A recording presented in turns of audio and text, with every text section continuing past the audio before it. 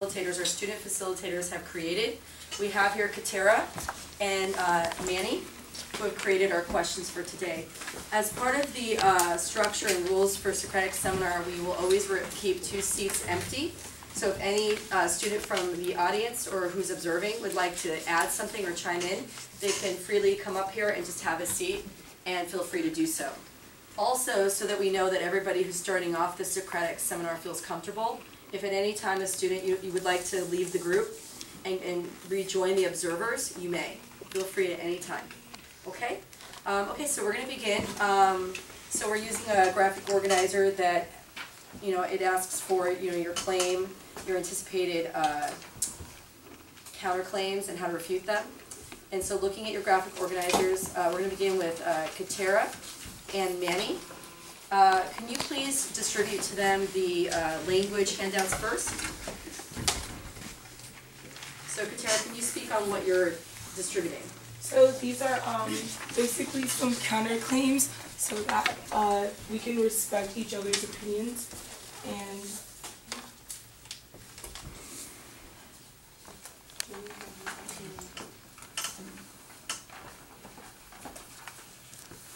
so here we have different stems for how to build on each other's comments. So that will help you kind of carry on the discussion.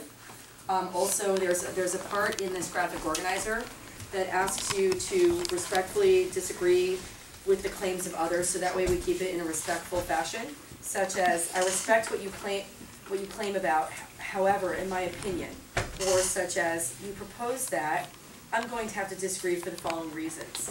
So here you just kind of have a template to kind of steer along the discussions. Okay, so with that, we're going to get started, and whenever you're both ready. For our beginning question, we ask that you guys be respectful to others' opinions and elaborate on your responses. So our first question about Paine's theories on America, or his predictions of America's future. What is Paine's opinion on America? Think back to The Melting Pot, or his book, The Rights of Man.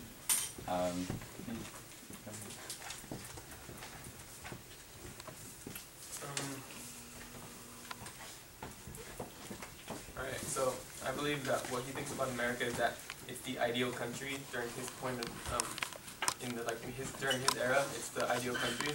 He says things like the government is just, the poor are not oppressed, the rich are not privileged, the taxes are few. So basically he thinks it's like the ideal place to be. Yeah. would anyone like to elaborate on Antonio's? I believe that Paine sees America as the country that, unlike the rest of the countries that have somewhat, I guess you could say, failed at having more than one different kind of culture at the same place, America has been the place where all those cultures were able to intermingle within each other and actually work, and as he says, in cordial unison. So yeah. Mm-hmm.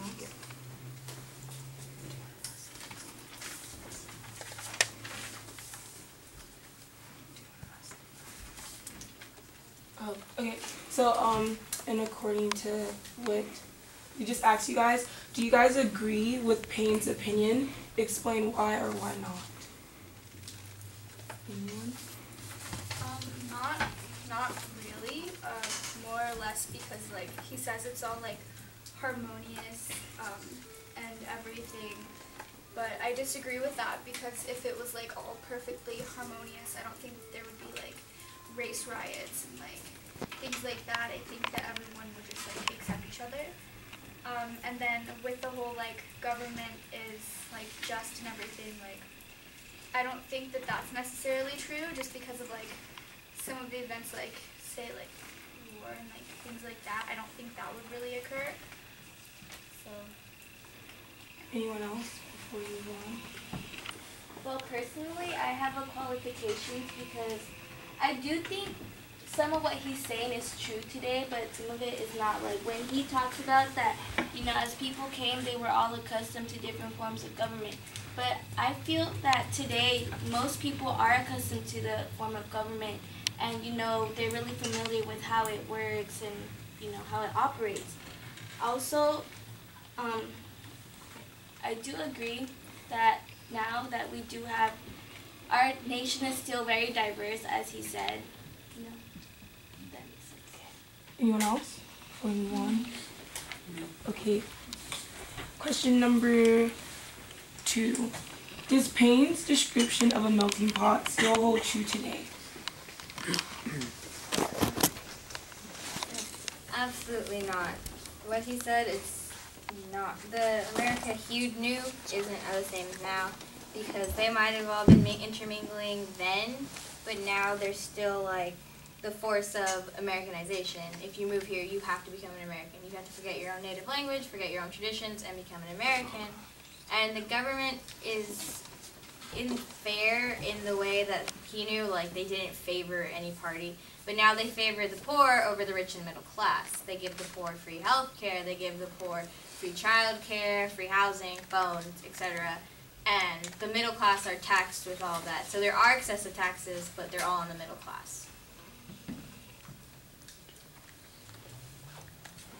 Anyone else like to elaborate on what she said?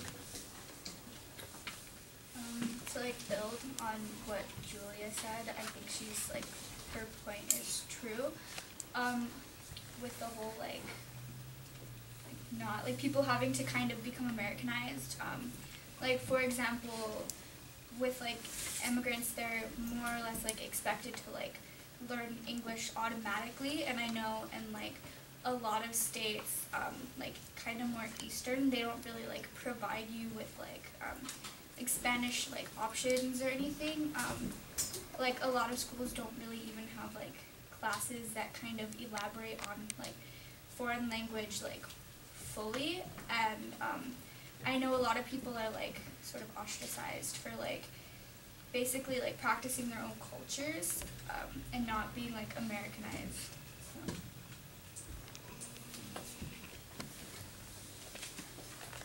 So. Anyone like to? Any more opinions? Any counterclaims? I think that his implication still remains today. We are still one of the most diverse countries in the world. So, as you can see, everyone in this room has different cultures, different beliefs, and yeah, I think that diversity still remains free, and his belief still does. What do you define as a melting pot? What do you think that the melting pot theory? Okay, so how does that kind of infuse into America's morals and values today? I believe that the melting pot thing is sort of all these different cultures coming together, coming to America, and it starts off as everyone's different and diverse. Then eventually, like a melting pot, they all melt together and sort of turn into just one American sort of way. So everybody's turning American instead of staying true to their original culture. Yeah.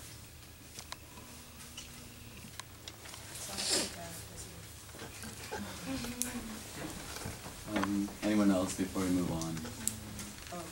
I feel like the melting pot it's trying to say how all these different cultures and all the traditions, all these people coming together, and I guess taking out all the good stuff of the cultures and everything